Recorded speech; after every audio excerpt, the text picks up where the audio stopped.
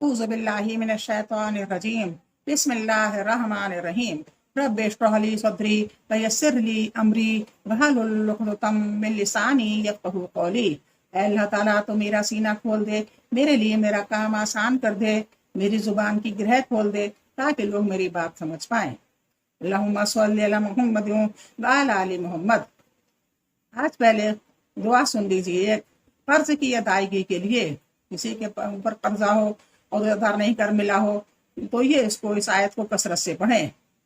بسم اللہ الرحمن الرحیم قل اللہم مالک الملک تؤتی الملک من تشاء وتنزع الملک ممن تشاء وتعز من تشاء وتذل من تشاء بیدک الخیر انک علی کل شیء قدیر۔ یہ سورہ آل عمران کی 26 آیت ہے، آپ دیکھ کے بھی پڑھ سکتی ہیں۔ سورہ آل عمران کی 26ویں آیت۔ اس کا مطلب ہے، کہو کہ اے اللہ بادشاہی کے مالک، تو جس کو چاہے بادشاہی بخشے اور جس سے چاہے بادشاہی چھین لے، اور جس کو چاہے عزت دے اور جسے چاہے ذلیل کرے۔ ہر طرح کی بھلائی تیرے ہی ہاتھ ہے اور بے شک تو ہر چیز پر قادر ہے۔ ایک بار دعا اور سن لیں۔ قل اللہم مالک الملک تؤتی الملک من تشاء وتنزع الملک ممن تشاء وتعز من تشاء وتذل من تشاء بیدک الخیر انک علی کل شیء قدیر۔ اب اپنے اس ذکر پر آتے ہیں جو ہم 2 دن سے کر رہے ہیں، یعنی کہ ہم اپنے آپ کو چیک کرنے کے لیے کہ ہم اس سب کو اچھی طریقے سے مان بھی رہے ہیں یا نہیں، کہیں ہمارے دلوں میں کہیں کوئی گزن تو نہیں پیدا ہو گئی، کوئی زنگ تو نہیں آ گئی۔ اس لیے اس وقت اب تقدیر کے بارے میں، عقیدہ اس کے بارے میں پڑھیں گے۔ تقدیر کے بارے میں ہمارا کیا عقیدہ ہے؟ ہم ہر وقت ہمارے منہ سے نکل جاتا ہے کہ ہمارے لیے یہ چیز رہ گئی تھی، کہ ہم ہی رہ گئے تھے، کہ ہماری تقدیر میں ایسا کیوں لکھا تھا، اس کے ساتھ تو ایسا نہیں ہوا، فلاں کے ساتھ تو ایسا نہیں ہوا۔ اس کے لیے آپ سنیں تقدیر کے بارے میں عقیدے۔ تقدیر پر ایمان لانا بھی ضروری ہے۔ تقدیر کے معنی یہ ہے کہ ہر چھوٹی یا بڑی، اچھی یا بری چیز کا اللہ تعالیٰ کی علم میں ایک اندازہ مقرر ہے، یعنی کس وقت ہوگی، کتنی ہوگی، کس کے لیے۔ ہر چیز کے پیدا کرنے سے پہلے اللہ تعالیٰ اسے جانتا ہے، اسی اللہ کے علم و اندازہ کو تقدیر کہتے ہیں۔ کوئی اچھی یا بری چیز اللہ کے علم سے باہر نہیں، سب اس کے علم میں ہے۔ دنیا پیدا ہونے سے بھی 50,000 سال پہلے تقدیر کو لکھ دیا گیا تھا۔ ایمان کیا ہے؟ ایمان یہ ہے کہ ہمارے رسول حضرت محمد صلی اللہ علیہ وآلہ وسلم نے اللہ کی طرف سے جو باتیں ہمیں بتائیں اور سکھائی ہیں، ان تمام باتوں کو دل سے سچا جانیں اور زبان سے اقرار کریں۔ ایمان کی شرطیں۔ ایمان کے صحیح ہونے کی 5 شرطیں ہیں۔ نمبر 1، اپنے اختیار سے ایمان لانا، یعنی کہ نہ کسی کے بہکاوے میں آ کر، نہ کسی سے پیسہ لے کر، نہ کسی لالچ میں، نہ کسی اور وجہ سے، بلکہ ایمان اپنے اختیار سے لانا، محبت سے، خوشی سے لانا۔ نمبر 2، غیب پر ایمان لانا۔ نمبر 3، حلال کو حلال اور حرام کو حرام جاننا۔ نمبر 4، اللہ کے عذاب سے ڈرتے رہنا۔ نمبر 5، اللہ کی رحمت کا امید بار رہنا۔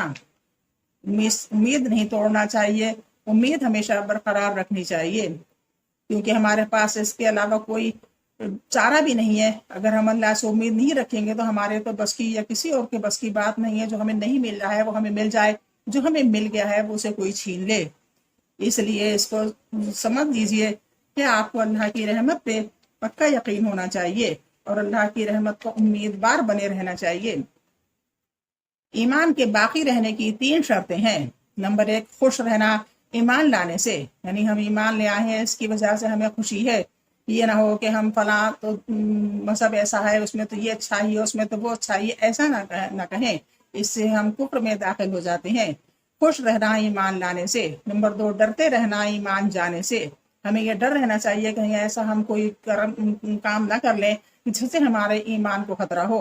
نمبر 3، پرہیز کرنا ایمان کو خراب کرنے والی چیزوں سے، جو ایمان کو خراب کرتی ہیں اس سے پرہیز کرنا، جیسے کہ غیر اللہ سے مانگنا، کسی کی نظر ماننا، کسی کے لیے کسی سے دعائیں مانگنا، اور کہیں جا کر کسی سے سفارش کرنا اللہ سے پہنچانے کے لیے دعا، کسی سے یہ کہنا کہ آپ اللہ سے پہنچا دیں، یہ بھی ایک گناہ کی بات ہے۔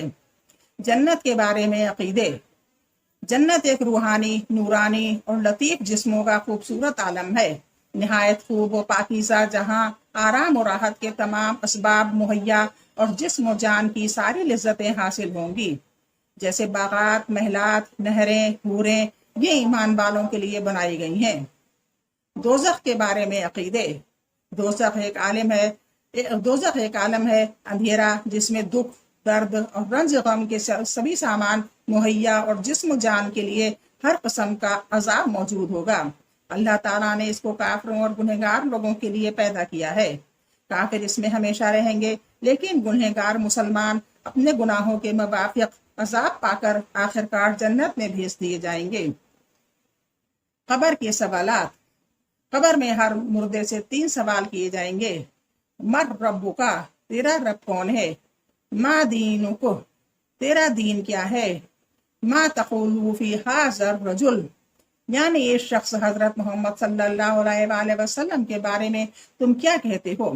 مومن اس کا جواب دے گا کہ میرا رب اللہ ہے، میرا دین اسلام ہے اور وہ اللہ کے نبی محمد صلی اللہ علیہ وآلہ وسلم ہے، مگر کافر جواب نہ دے سکے گا۔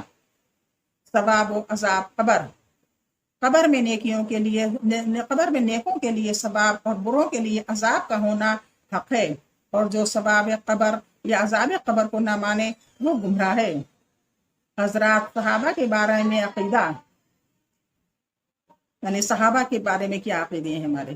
حضرات صحابہ کرام اس امت میں سب سے افضل ہیں، ان کا بڑا درجہ و مقام ہے، ان سے محبت رکھنا اور ان کی عظمت کرنا ایمان کا تقاضا ہے۔ ان کی توہین و گستاخی گمراہی ہے۔ بڑے سے بڑا ولی بھی ادنا سے ادنا صحابی کے مقام کو نہیں پا سکتا۔ ان کی اتباع میں ہمارے لیے ہدایت ہے۔ صحابہ کرام سے بشری تقاضے سے جو گناہ یا غلطی ہو گئی، یعنی صحابہ کرام سے جو بھی کوئی غلطی ہوئی ہو ان کی زندگی میں، اس پر انہوں نے سچے دل سے توبہ کی ہے اور اس کو اللہ نے معاف کر فرما دیا ہے۔ اس لیے اب ان غلطیوں کو بیان کرنا اور اچھالنا گمراہوں کا طریقہ ہے، اور ان کے درمیان جو جھگڑے ہوئے ہیں وہ بھول چوک کی وجہ سے ہوئے ہیں، اس لیے اس پر بحث مباحثہ منع ہے۔